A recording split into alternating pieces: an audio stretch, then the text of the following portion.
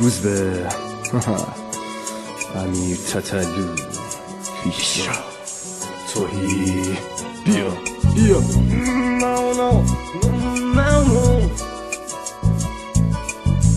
Give me another chance من میخواستم که با تو بمونم تا همیشه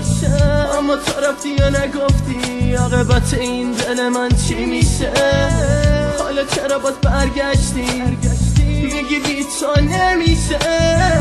نمیخوام دیگه برو گم شو از جلوی چشم واسه همیشه از اولی که دیدمت تو نگاه فهمیدم که رسیدم به اومدی جلو به من دادی دوتا دسته خندیدی گفتی تنهایی شده بسته بگو چرا یهو عاشقت شدم چرا برای تو زنده می شدم شد تو دست گرمت عشق دیدم من اونیم که بهش میخندیدم تو میگفتی عاشق شدی مثل من نتاز بیا جلو قلب تو بدش به من حالا بیا بشین پیش من عشق من واسه بوسه از رو لبات من تشنم یهو دلمو گرفتی تو به بازی چون گفتی اگه دوستم داری بهم ثابت کن همه چیو بهت ثابت کردم من با تو باور نداری پس حرف تو رو بشنو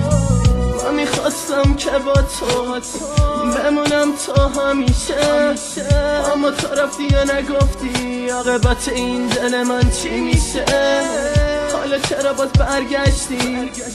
میگی بی تو نمیشه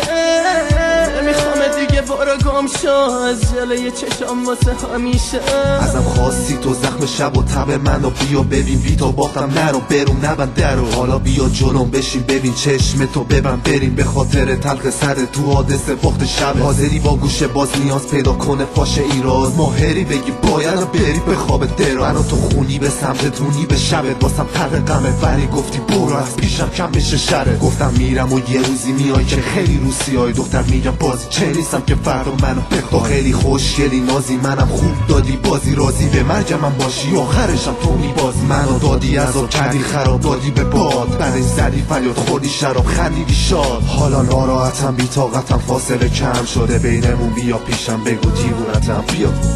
برو که دیگه بی خیانتم فکر کن نگران حالتم چرا برگشتی بگو چی میخوای بودنم شده واسه تو رضای ماها